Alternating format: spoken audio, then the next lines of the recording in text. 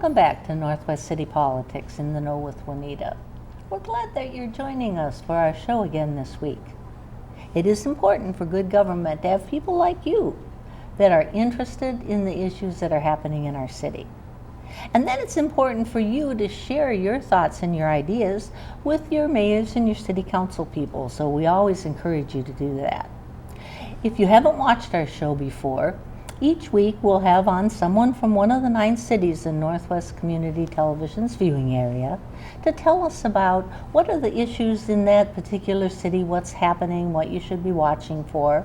We happen to be in the election season right now, so we're going to be, for the next few shows, we're going to be listening to candidates coming from 8 of the 9 cities, and it's basically to share information with you to help you in deciding who you're going to vote for. Now, if it's somebody from one of your cities that's on tonight, and we'll introduce them in a few minutes, then be sure to take down their name and their phone number and their email so that you can be in contact with them if you have questions about anything. Now, the people from other cities, they might be talking about information that's important to you too. And if you're not sure what's happening in your city, take the time to call your city's mayors or your council people or contact your city staff, because like I said, it's important to have a good flow of information back and forth between the people that live in the city and the people that are running the city.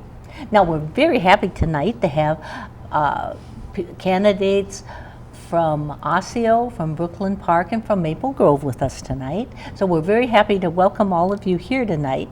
Now, I told them earlier that they needed to introduce themselves, so I'm going to have people one at a time share some information about where they're coming from and they're running for city council. And we're going to start with Ann Zelenak, and she's from Osseo. So I'll let you introduce yourself to our wider audience out there. Okay, thank you, Juanita.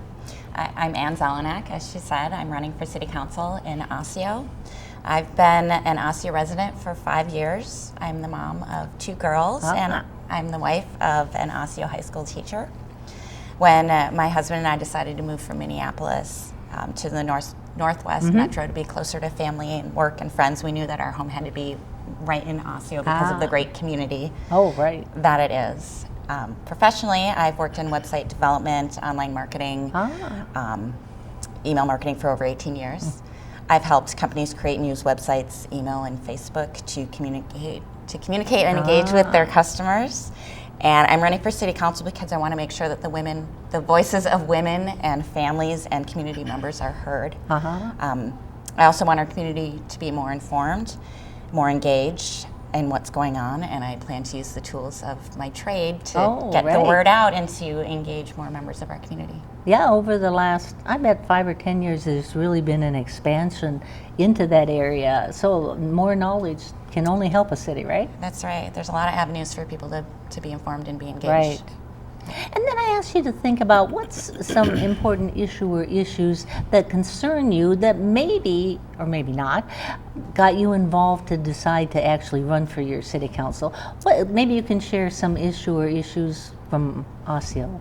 I don't know that there's necessarily one specific issue. I just believe in an engaged community, an informed community. I'm just passionate about this community and making it the best that it can. It's not necessarily anything that I thought was done right or wrong in the past. It's just something I feel is important to be involved in. I have 2 daughters, and I want them to see as well that the voice that women can have and be involved in shaping their community. What do you think a city council can do to get more of the engagement of people?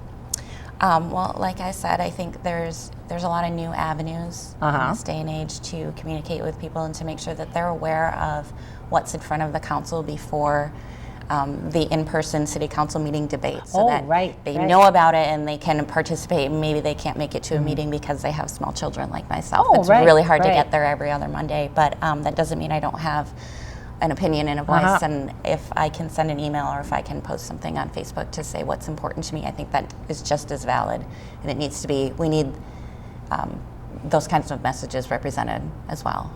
Oh, right, because sometimes it's hard to get the citizens involved. Have you seen anything happening in other cities, or things that you'd like to maybe try, or things that you think might help? Because you have people out there that have concerns. All right, how do you hook them up with, so you find out what they are? You know, I just think it's a matter of getting out there and talking to people Okay. and being engaged with them, and again, finding new ways if they can't come to that meeting on, Okay. on a Monday night. But just making sure that we're hearing all sides Sure. of the story, and that all voices and priorities for all of the people in the community are heard and represented. Yeah, and there's a wide variance, I think, nowadays between those that are active on social media and those that are saying, I'm not quite sure what it is. Maybe you can explain how Facebook or YouTube might help a city council. Oh, I think it's a great way to just put a lot of small tidbits of information Okay. out there, or to link. The Osseo, the City of Osseo website does do a good job of Okay. getting the agenda for the meetings and the minutes from the meetings out there, but I think posting something saying, hey, go and look at this, or posting a link to the okay. recordings from the council meeting, or taking some of that and maybe breaking it down for more of a lay person to understand, especially if it's budget discussions, and using more common language to sort of say, this is what's going to be discussed. Right. And you know, do a little bit, maybe provide more information, maybe provide other links to other cities that have gone through the same situation, just to use the wealth of information that's available online to connect, to get that information out. Yeah, and to encourage people to kind of explore that too. Right. Because like I said, there's kind of generational divides right now, right? Absolutely, and for myself getting into this politics, I'm not a politician. There's a lot I've gone to a few council meetings just as in ramping up to this, and there's a lot that I don't know. There's a lot I don't understand. I'm going to be asking a lot of questions in these meetings, and I hope that they're questions that other people have, and I hope that it helps people feel less afraid to get involved, and that it's okay to ask questions. Not everyone's going to be an expert, but that doesn't mean that we can't participate. That doesn't mean we can't talk about what's important to us in our community. Well, and all of our cities have their council meetings on cable. So that is one place where people are starting to, I think, watch it more. I think when they do some of the surveys, maybe 30%, maybe more of a city ends up watching, maybe not every meeting, but yeah, it's great. We just have to keep evolving that as new tools come online, right? The ability to record them and air them at the same time or later is a new tool, and cities are taking advantage of that, but we've got to keep going with the tools that keep coming online. And then one thing that we encourage people is, because they do have web streaming now, is that if there's a particular issue you're interested in, you can go to the web, find that meeting, and only look at the part that you're interested in, right? Absolutely. I think we need to get to the next step of, if somebody's watching a meeting live and they have a question, that they can do a chat, or they can do an email right away, so that they get to participate. They're not just watching and observing, but they actually get to, just like if they were there, walk up to the podium and say, wait a second, I have this question, or I have this concern. So I want it to get more participatory, whether somebody is able to be there in person or not. Oh, now that would be, that's in Osseo, talking about the generational things in Osseo, we have a larger than average senior population. And when you think of the weather and the timing and all of those things, it can be hard for somebody to get there. Definitely. But again, I want to make sure that participation can happen when it needs to, that's instead of watching it later, seeing, well, a vote already happened, but I got to watch it, but I didn't get to say what's important to me at the time before that vote happened. So. And that could be a new change in it. Yeah. Now, I want to give you plenty of time for you to tell the voters out in Osseo, when it comes to the first Tuesday in November, why should they vote for you? Well, as I think I kind of covered before, well, my big issue is working towards a more connected and engaged community. Again, talking about using the new tools to communicate to people, to bring them in, to have them understand the issues that are going on. I think that the past councils have done a really good job of increasing businesses in Osseo, but there's still too many vacancy signs on Main Street, and we really need to, going forward, I think, start to refocus our efforts on family-friendly kinds of businesses, because they serve as community gathering places. Oh, definitely. We all sit down, we'll go after a football game or something, and I'll sit down and see your neighbors. And the last thing I wanted to point out before I run out of time is that there are currently no other women on the council, nor are there any other female candidates.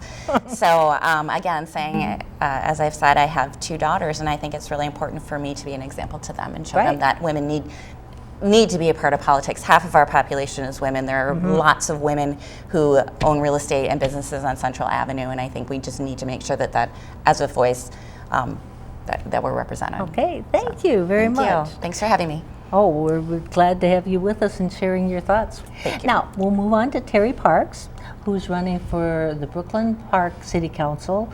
And he told me what district, but I don't remember, so I'll let him add that in your introduction of yourself. I am Terry Parks. I'm running for City Council on the east side of Brooklyn Park, which is basically Noble to the river and from 73rd to 109th.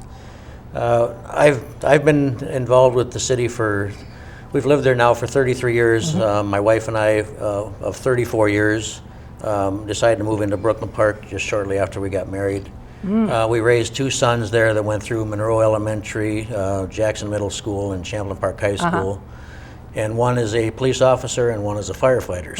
So I'm raising not only working public service, I'm raising public servants. I'm a retired captain for Minneapolis Fire Department. I retired as a district chief in Brooklyn Park Fire Department.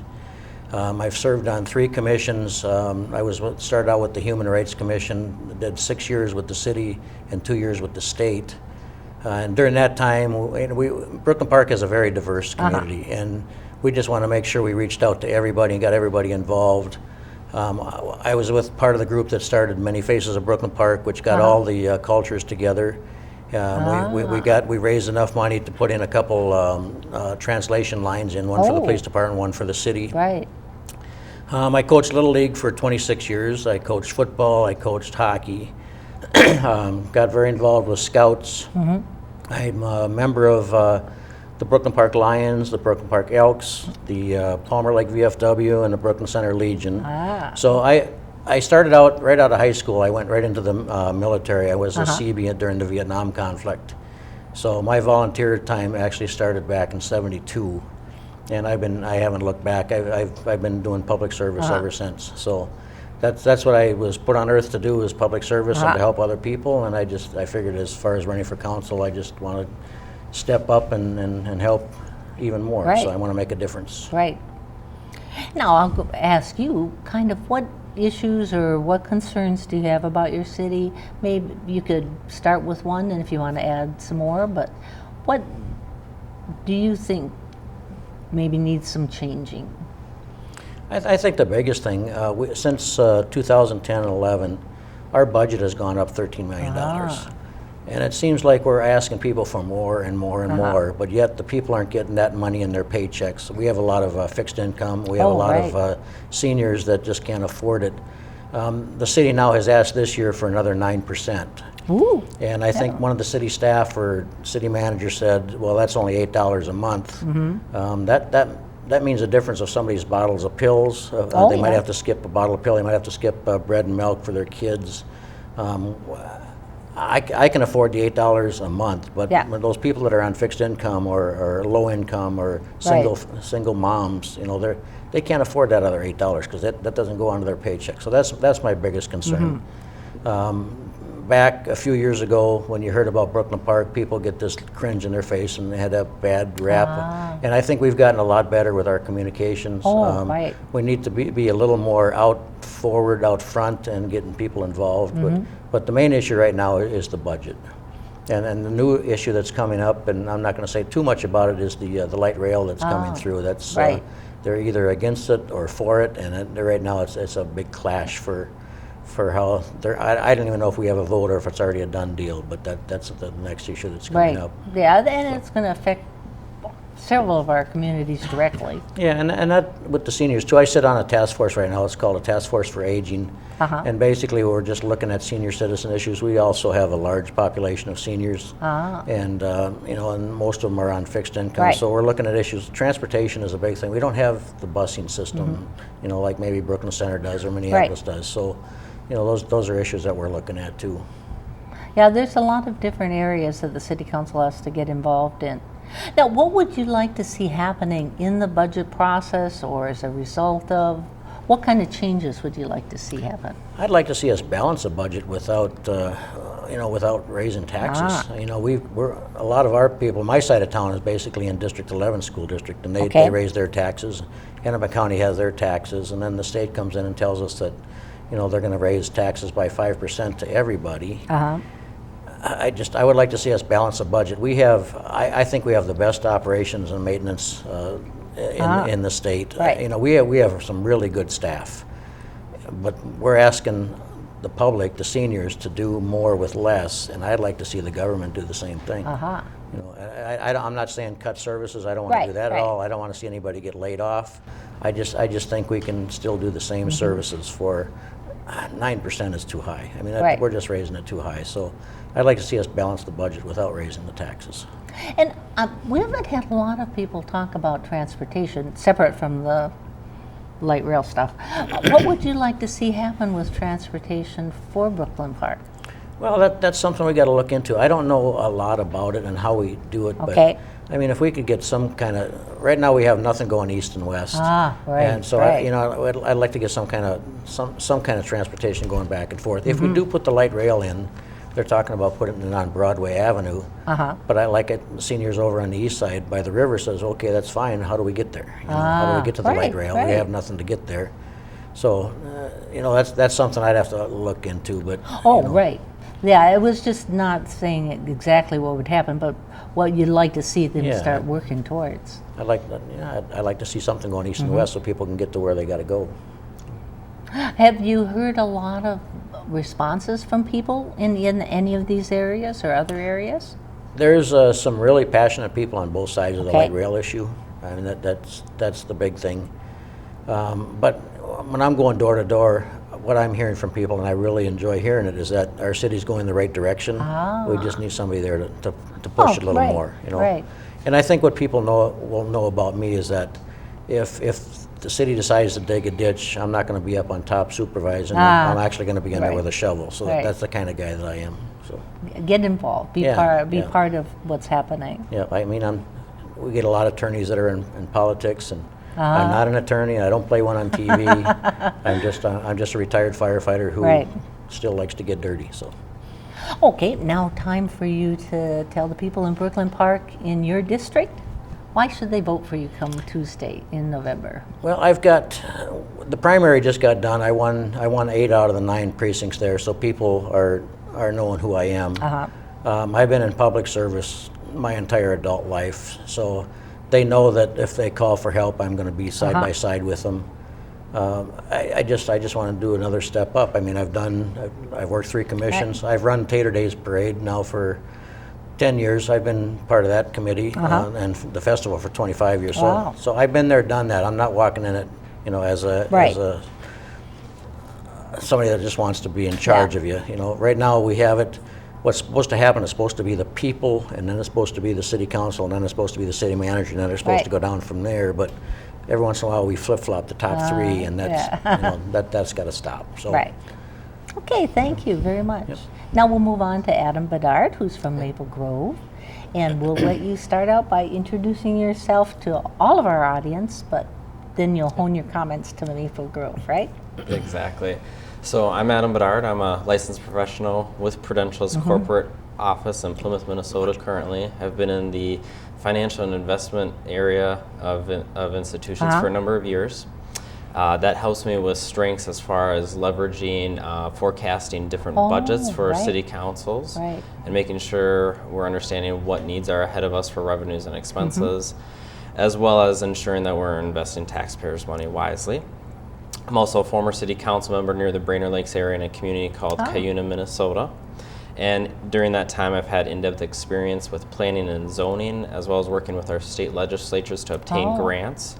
And working with multiple communities, neighboring communities, to build projects that invest in the area as a whole. One of those that we were pretty proud of is international mountain biking areas in the 5 communities that we have up there. And it's been recognized by IMBA, which is the International Mountain Biking Association, and has been a huge win for all 5 of the communities in that area to attract people not only to come biking there, but to eat in the establishments, to shop at the different stores and so forth. During that time, I also had the opportunity to analyze the options of implementing a new sewer system using a traditional method of digging up the roads and putting in traditional piping that would cost the citizens $1 million+ in taxes, or using new technology that would not require digging up roads, and using PVC piping to line the current sewer system to save taxpayers money because it would cost a fraction of the cost. So I've had experience implementing projects using the best decisions possible to help save taxpayers money but still provide that same quality that will last as much as an example of the traditional pipes would. Right. And then to share some thoughts on issues or what you see happening in Maple Grove that concern you and kind of what you'd like to do about it. Well, I think it's important for the communities to understand that in government, the only constant is change. So there's always going to be room for improvements. Right. And as I've been going door to door talking to citizens or sitting down with business owners in the area, I've met with them, and there's a number of different issues that have come up. The top three that have come up so far right now are how do we mitigate large tax increases going forward? And I think that part of that is educating the people because they do vote on that. Oh, right. And making sure that they understand the pros and cons of going either way. So if we do large tax mitigations, then that's putting dollars into people's pockets that they can spend throughout the community, which is a good thing. Right. Although it lessens the amount of projects that Maple Grove as a city council can maybe move forward with. But just the opposite, if we increase our taxes largely going forward, that puts a lot of dollars towards the city council projects, but lessens the amount of dollars that people have in their pockets to spend. Right. So there's a balance there that we have to find. The other issue that has come up a lot is lake quality improvements and what are we doing to help improve those lakes, which is difficult because we are a suburb and we have interstates. But it's something that can be looked at, and it's important that to do so, we leverage the strengths of experts such as the DNR and reaching out to them of how do we reduce invasive species, how do we clean up different pollutants that might be a concern in the area. And then a third one that I've heard of is how do we improve our tap quality of water that's coming through. A lot of people either choose to filter their water or buy bottled water because of the quality if they're on city water. And so I think that's just a matter of researching what is our current filtration systems and are there improvements that need to be made on that or upgrades, and keeping in mind that that is also taxpayer money that we would be using, so making sure that we spend that wisely. And then are there some specific things that you'd like to see being done in those particular areas, or things that you don't think should be done as you're watching your city council and coming to the decision that you're going to run for a city council office? Sure. Well, you know, specific things would be as we move forward and we're a growing community, we have a lot of land that's going to be opening up where we formerly had some gravel pits now. Right. And it's important that as we move forward and talk about marketing and getting organizations, whether it be your mom and pop shops or corporations into that area, and we offer different tax abatements to them, we understand how that's going to affect our citizens moving forward, and make sure that we, again, are balancing those taxes to ensure that we don't have large increases as we've been seeing over the past few years. So that's something that I'd like to see continued growth on a steady basis to lessen the amount of tax increases that we have throughout the year. And then because you mentioned you were door knocking, what are some of the things that you're learning from people as you knock on their doors? It's a What different are they sharing? situation. Maybe you can mention some. You know, it's a different situation door to door, yeah. neighbor to neighbor, and some people are very happy with the status quo and like to continue to see it improve and feel that we are going in a good direction. And so I think that's a good thing to hear from the city or from the citizens in the city. And at the same time, there's people that bring up other issues too, as far as how we are engaging our youth. What can we do to maybe involve them in different committees, councils as liaisons to help them bring ideas and their opinions to the tables from a junior high, senior high perspective. And not only bring those ideas to the table, but have them, if they're a great idea, run point with those ideas, and we'll be aside next to you helping you, move through that. And that's experience that they can take with them for leadership skills, communication skills, project management skills into the work field, either straight out of high school or going to college, and then using that into the next career that they're going to be entering. Any other thoughts with those issues that you wanted to add? No, not at this time. Okay, well then we'll turn it over to you to tell people, and you have to campaign in the whole city, right? This is the whole city, Right. so So won't be everybody able in Maple to Grove. get to everybody, Right. I think, but hopefully we Yeah. get it to quite a few. Right. So if you want to tell people out in Maple Grove why they should vote for you. Well, I plan to look at investing our taxpayers' money wisely and efficiently. I'm a fresh face, can bring a fresh perspective to the community, and I'm here to be dedicated to listening to the citizens and the business owners' concerns and needs alike. And as well, I'm committed to ensuring that we still make this a community where people can feel that they have the opportunity to work and live. Well, I want to thank all of you for sharing your thoughts and your ideas with us. And then I asked you earlier, since we were talking kind of issues first, if you'd think about what's something about your city that you don't want to see changed. It's really good and it should keep going forward. Let's start with you, Ann. Well, like I said at the beginning, that when my husband and I decided to move to the Northwest, the only place we really wanted to be, no offense, neighboring cities, Right. but we really wanted to be in Osseo because it does have that, it's a really old town, it's a community, people know each other, there's sidewalks, there's a thriving Main Street. I think that is great, and I think that is continuing to bring in a lot of young and new families, and I think that there's a lot of agreement that that's a good thing, and we just need to make sure that we're taking the little steps in the future to keep it that way and to really focus on businesses, community events that will keep that going. Okay, Terry. I Brooklyn Park. I think one of the biggest assets in our community is the people that are there. It's such a diverse community. We've got, I think, 51% now Liberian, and they've got their own culture, and they're just a wonderful, passionate people to work with. One of the issues that I meant to bring up and I didn't, there's talking about the Liberian community. The Ebola breakout right now is huge, right. and we've got a couple meetings and stuff that are going on with these and marches and different things. And if anything, what I'm asking for everybody that's listening is prayers for those people because definitely. that's a big issue for them, and they're losing family members. So diversity of our community, I think, is just a wonderful thing, and just right now everybody's starting to work together, and it's wonderful.